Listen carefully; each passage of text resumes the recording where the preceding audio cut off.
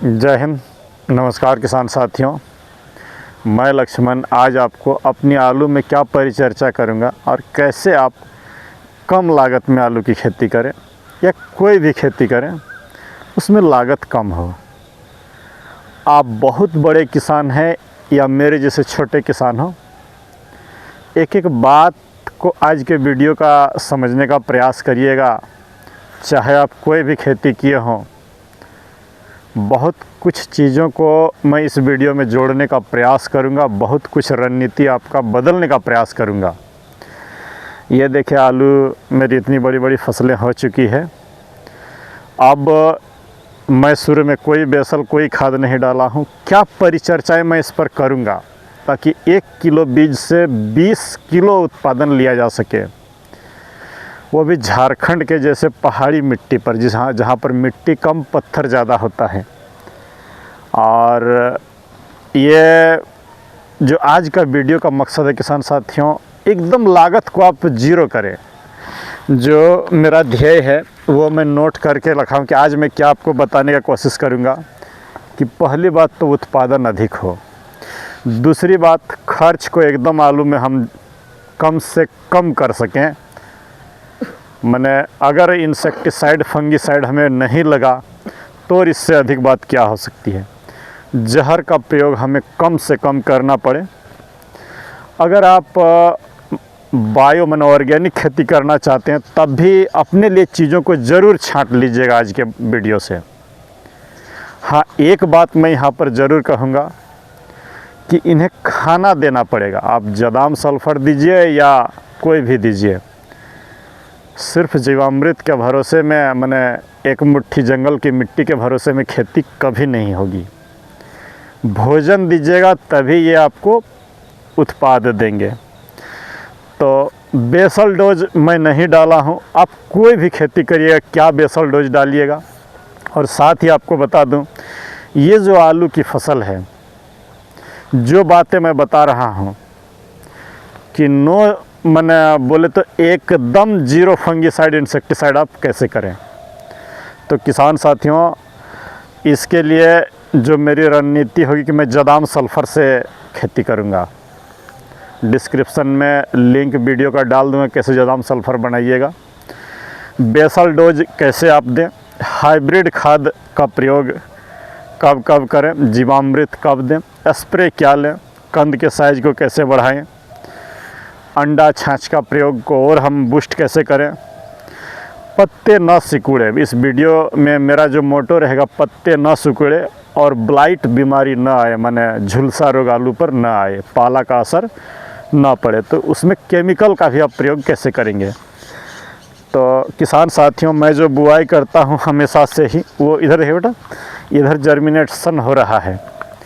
ये समतल पर पहले खेत को जोताई कर देता हूँ और बीज उपचारित करके आलू की समतल पर बुआई कर देता हूँ। थोड़ा आगे पीछे बुआई हो गई है। ये देखें, ये जो इसको बोया हूँ, इसमें जो है अब समतल पर बुआई करने के बाद जैसे ही अंकुरन उधर देखिए, छोटा सा, वो छोटा सा पौधा जैसे ही बनेगा उतना बड़ा, उसमें तुरंत मैं ह्यूमिक एसिड DAP जो हाइब्रिड खाद अपना बनाया था इस फसल पर मैं लगा दिया था। पहले एकदम टू द स्टार्टिंग पॉइंट, मैंने 12-14 दिन के बाद तो अंकुरन ही होता है और 2-2 इंच के पौधे हुए थे। उसी समय पहले जो है मैं एप्लीकेशन कर चुका था इसमें हाइब्रिड खाद का। जस्ट वीडियो डाला हूँ, आप जा कर के आप देख लीजिएगा। अब इसमें जो है आप किसान साथियों को मैं ये बता रहा हूँ कि एकदम खर्च को कम करने के लिए आप हर पानी के साथ ये जो जदाम सल्फर है 4 लीटर 1 एकड़ में, जो बोल रहा हूँ उसको सुन लीजिए, 4 लीटर 1 एकड़ में पानी के साथ बहा दे पूरे खेत में।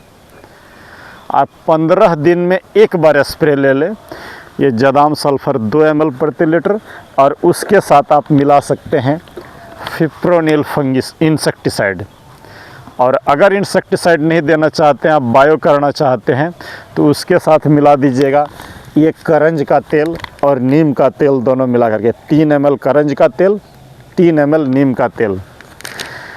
ये अगर आप करंज का तेल, नीम तेल और जदाम सल्फर का आप स्प्रे दे रहे हैं तो यकीन मानिए नहीं, कोई पत्ते नहीं मुड़ेंगे, कोई तरह का प्रॉब्लम नहीं आएगा।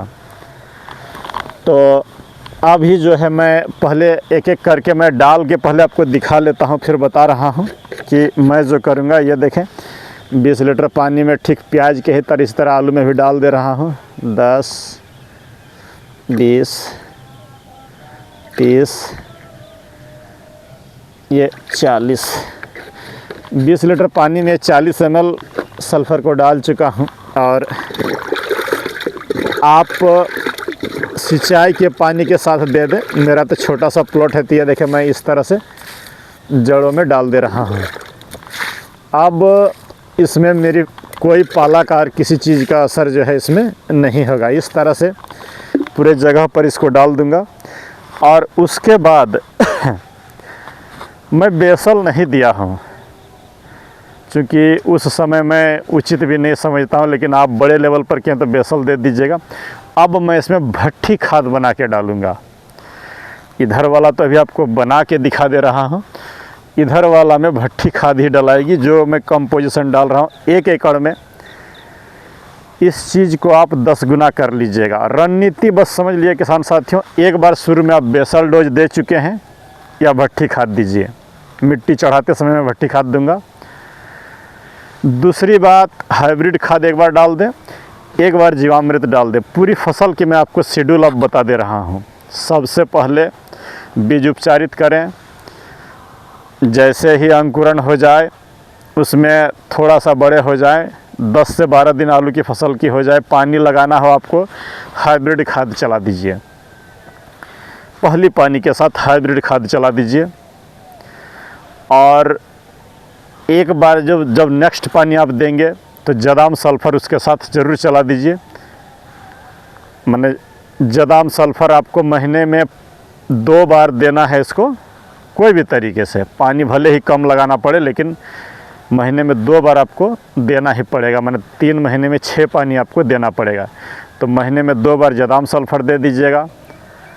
और जो है आपका कभी छाछ भी चला दीजिएगा, कभी जीवामृत भी चला दीजिएगा। स्प्रे में 15 दिन में एक बार जदाम सल्फ़र इसको ले लीजिएगा। तो चलिए आगे बढ़ते हैं कि अब मैं इसमें भट्ठी खाद बना करके कैसे डालूँगा। ये देखें, गोबर मेरा यहाँ पर रखा हुआ है। इसमें जो 1 एकड़ में आप लेंगे 50 किलो DAP ले लेंगे। ये देखें मैं 5 किलो डाल रहा हूँ।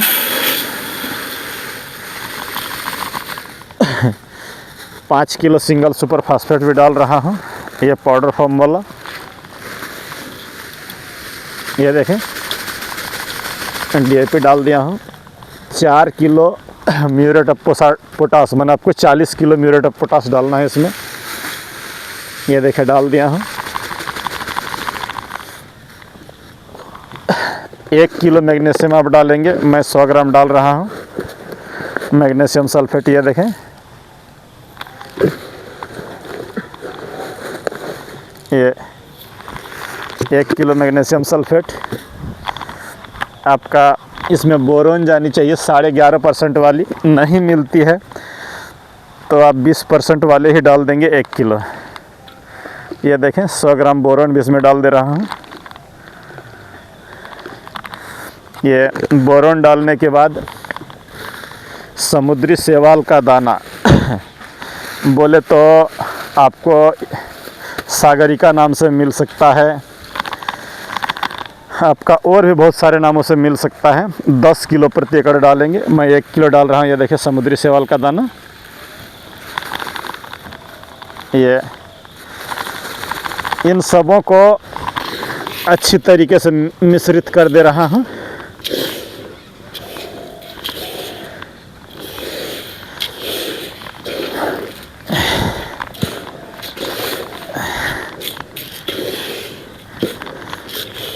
जितना क्वांटिटी में आपका ये केमिकल फर्टिलाइज़र हुआ, उससे 2 गुना मात्रा में ये देखे गोबर लिया हूँ।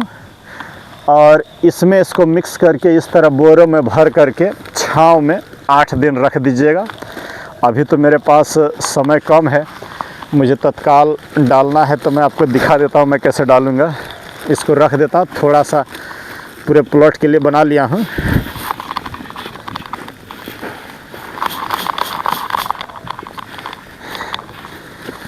ये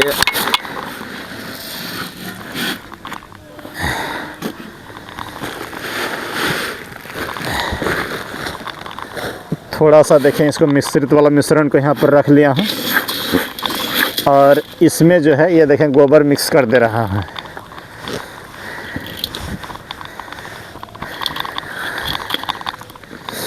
केंचुआ खाद आपके पास हो, सिटी कंपोस्ट हो, जितना मात्रा में केमिकल फर्टिलाइज़र उससे 2 गुना मात्रा में आपका ये बायो वाला जैविक खाद आपका मिलना चाहिए उसमें। ये देखिए इस तरह से सनाई कर दें। सनाई करने के बाद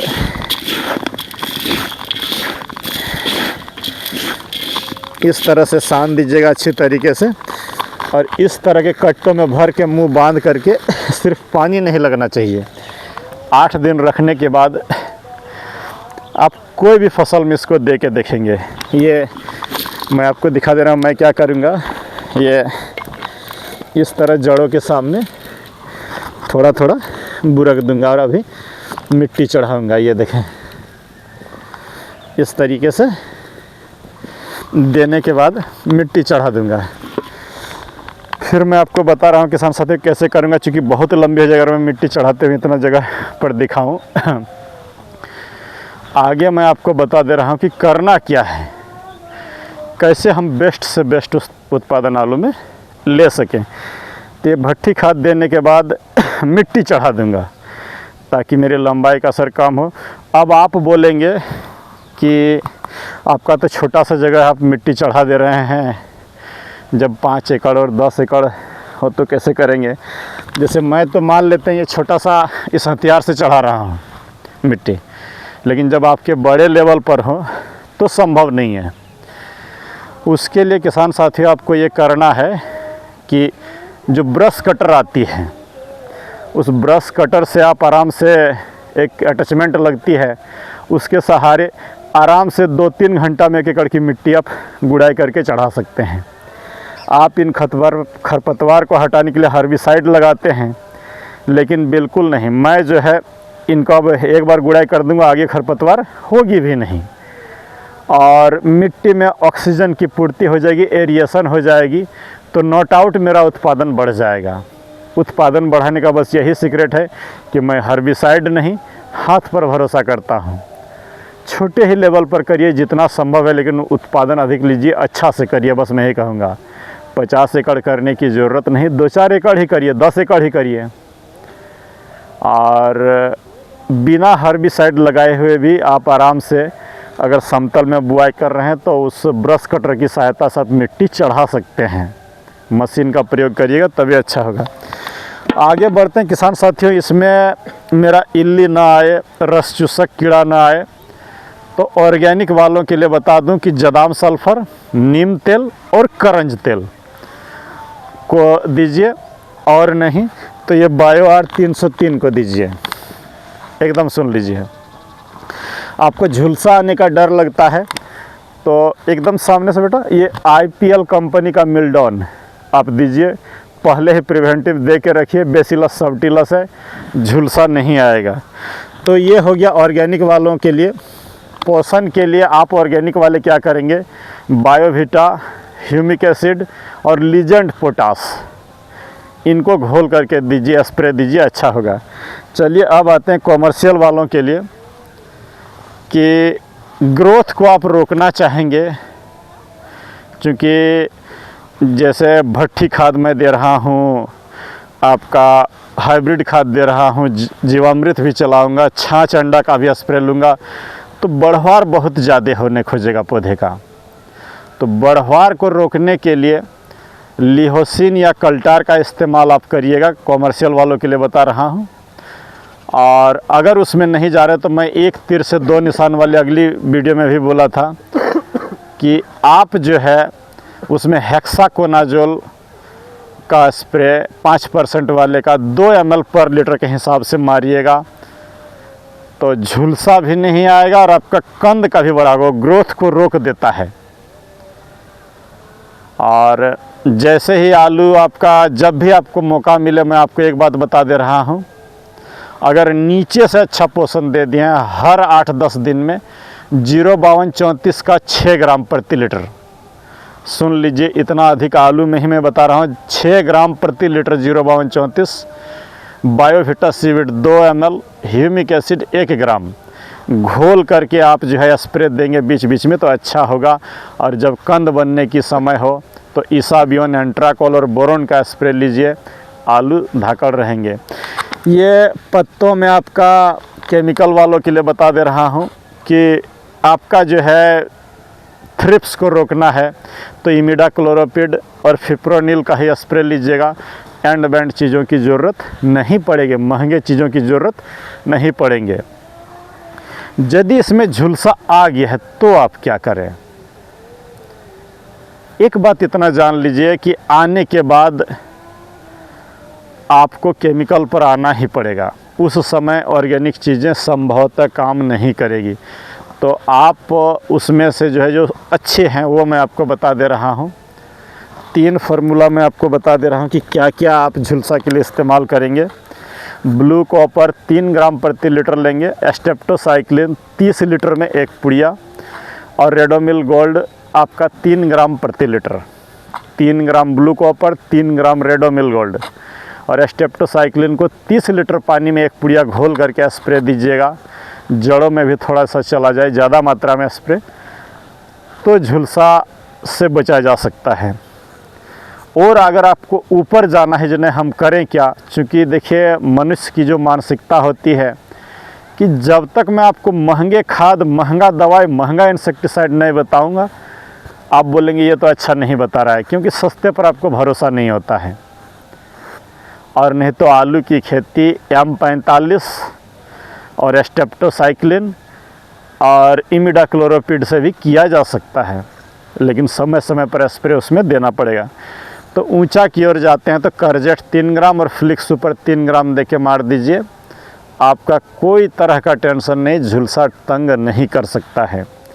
और नहीं तो करजेट प्लस जम्प्रो मार दीजिए, सुपर हो जाएगा। अगर आप बायर का इन्फ्रेंटो दे रहे हैं तो एकदम झुलसा रुक जाएगा, बस यही जान लीजिए। तथापि आपको भरोसा नहीं तो झुलसा की जो सबसे बेस्ट दवा है वो है UPL का रेनमैन। 50 ml की 1800 रुपये के आसपास कीमत होती है। 1 एकड़ का डोज 50 ml ही होता है। 200 लीटर पानी में उस 50 ml को घोल करके मार दीजिए। जहाँ पर भी झुलसा आए वहीं पर रोक देता है। नहीं तो आपका जैम्प्रो और करजेट भी एकदम तुरंत रोकेगा। करजेट और फ्लिक्स सुपर भी रोकेगा, इन्फ्रेंटो भी रोकेगा। तो मर्जी आपकी, आप कैसा खेती करना चाहते हैं। मैं कहूँगा कि जदाम सल्फ़र के भरोसे करिए, फिप्रोनिल ऐड कर दीजिए कॉमर्शियल वाले, और छोटे लेवल वाले जदाम सल्फ़र, नीम तेल और करंज तेल मारिए, और कुछ चीज़ की ज़रूरत नहीं पड़ेगी। साथ में उगाया हूँ। चलिए मिलते हैं। अगर वीडियो अच्छा लगा हो तो 1-2 किसानों तक शेयर कर दीजिएगा। जय हिंद, नमस्कार।